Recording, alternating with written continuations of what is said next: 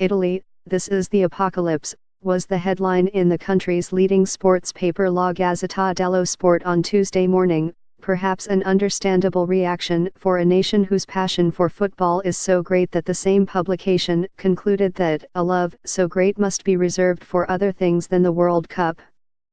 Put in context, the facts make stark reading.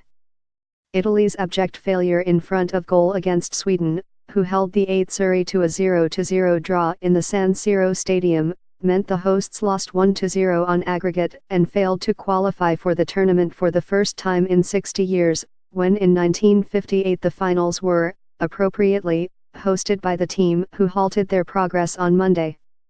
Uruguay were the previous World Cup winners who failed to advance to the finals in 2006, but prior to that statisticians had to go back to 1994 when England and France were knocked out during qualification, and before that another 20 years back to Spain in 1974. La Gazzetta blamed opportunities missed.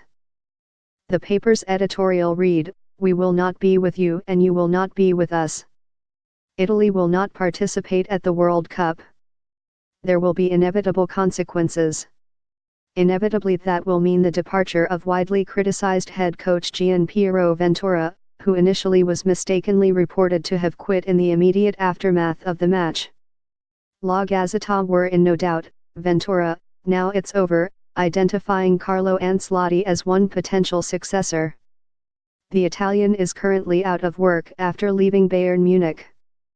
Whoever comes in will have to rebuild from rubble and work towards Euro 2020, read the article. The most fancied name is Ancelotti, but there is the possibility Chelsea manager Antonio Conte will return, as he is a bit tired of England. Very welcome alternatives would be Roberto Mancini and Massimiliano Allegri, if they can leave their respective roles at St. Petersburg and Juventus.